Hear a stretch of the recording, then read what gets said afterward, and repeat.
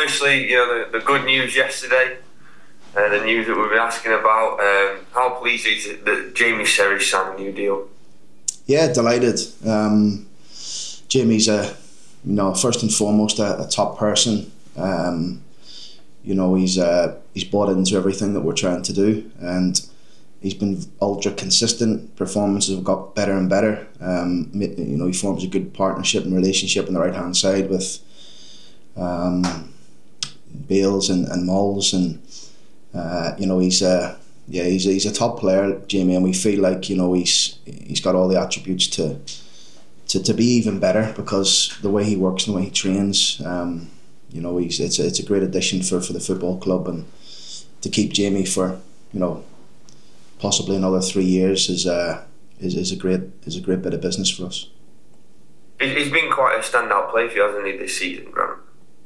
Not only this season, I think he was excellent last season as well. He's had 2 very good seasons, 2 very good years with us, and it was a no-brainer. We wanted to try. I get asked about contracts all the time, but we do like to think ahead and not leave it to the last minute. So we have cracked on with quite a few of our contracts already, whether they're extensions or new contracts or whatever it may be. So it was pleasing to get Jamie tied down, like I say, for another 2/3 years, and then he can focus on the rest of the season, focus on his performances, and hopefully getting us to where we want to be. Is there any others close to signing new deals? In discussions. Now, I wouldn't say close, but we're in discussions. We are speaking to a few of the players, and we always try and, like I say, forward plan and put ourselves in the best position, so we're not scratching around in the summer. I think obviously you've seen start of last season, I think we extended Owen Beatty's contract, and it was probably just an example of trying to think forward.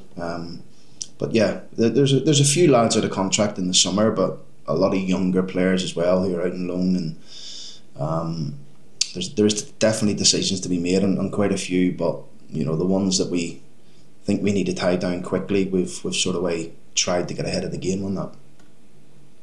Luke Molyneux on a Tuesday 150th appearance for the club, and he's a 50th league goal, and that goal just sums up what he brings to your team. Yeah, Moles is a top player, really is, and probably from Christmas time, January time last year, I think he's been again so consistent in his performances. If he's not scoring, he's setting goals up. If he's not setting goals up, he's putting in a tremendous performance for others to score and set goals up. So yeah, he's a key piece for us really in terms of how we play, and we feel like we're getting it on the other side now as well with Jordan. He's starting to, something's clicked with him over the last 2 or 3 months, which is great, and it takes a wee bit of time, like I've mentioned before. But yeah, Moles is I wish I had him earlier. I think he'd be on about 100 goals in 150 games the way we play. So, but now he's a great person again to have about the place, and I think he's again going to go from strength to strength. It must be nice, because I know we've spoken about before where you've said, "Oh well, I just want you to kind of do this differently," and about Luke Molyneux, and to see him flourishing. He's got 13 league goals this season, another really good campaign so far. It must be pleasing as a manager.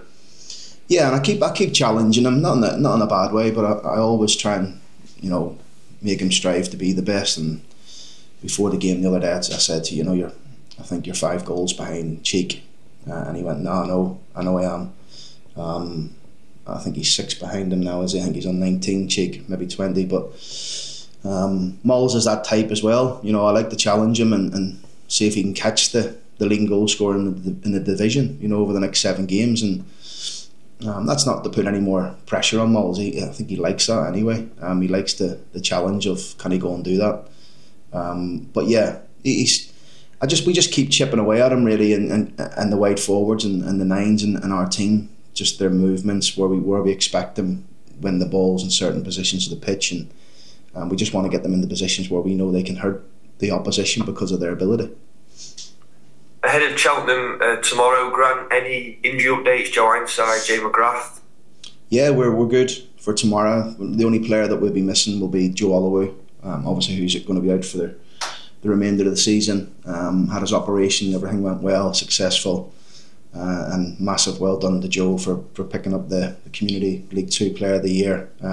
I see at first hand the work that boy does, not only Joe but our football club in general. So that's a massive accolade for him, and hopefully that gives him a wee bit of peace while he's injured. But yeah, everyone's fine. So we'll travel to Cheltenham with a 24-man squad, strong 24-man squad.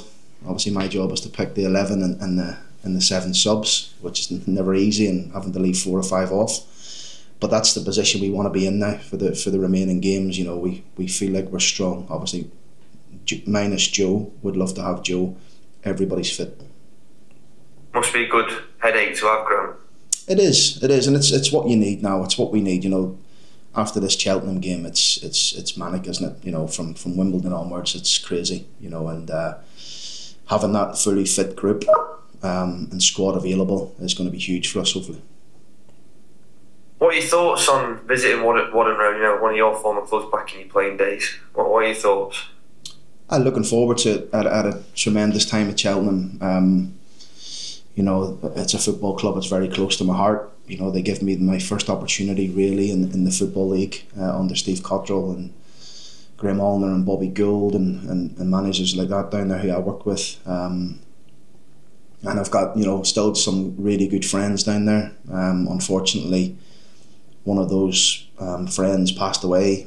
I think it might have been the same day as my mother. John Wood, Paddy Wood, as he's known down there, and I know his family really, really well.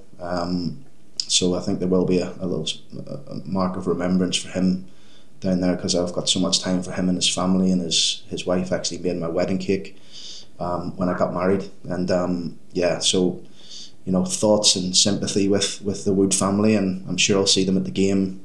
But yeah, a club that, like I say, gave me my first real opportunity in the Football League. So for that, I thank them and the fans, because they took to me there. But my job is to go there and win the game, and hopefully, you know, they're still okay with me after that. Yeah, lovely that, Grant. And as a 12:30 kick-off, I know Walsall, Port Vale is as well, but is there any kind of different mindset? Because obviously you can lay a marker down with a win. We haven't really thought about that. I mean, you just got to really take care of your own business. That's it. Whether you're playing at 12:30 or 3 o'clock, or they change the day, like it's happened this season as well. And I get it. It's not great for supporters, you know, and particularly the warning you get. You get like 2 or 3 weeks, and I know people book trains and stuff like that, and hotels, and it causes a lot of disruption. But we can't control that. That's not really that we can't do anything about that. We have to just focus on whatever time the kickoff is, making sure we prepare properly for the game, and hopefully, you know, go and deliver the plan and try and win the game like we will do on Saturday at Cheltenham. And finally, Grant, on you mentioned it, but on Joe Lowe and the award he's won, he must be delighted with that. He is, yeah. I spoke to Joe last night, and he's really happy. He's disappointed, obviously he's missing the remaining games, but he's delighted he's picked up that award, and to be, you know, to go to the House of Commons, and I know Gavin went down with him, and some of the representatives from the football club and his mother and stuff was there. So yeah, it's a proud moment for Joe and his family. But yeah, like I say, Dave and the medical team now will work really hard to try and get Joe back fit and ready, you know, for next season.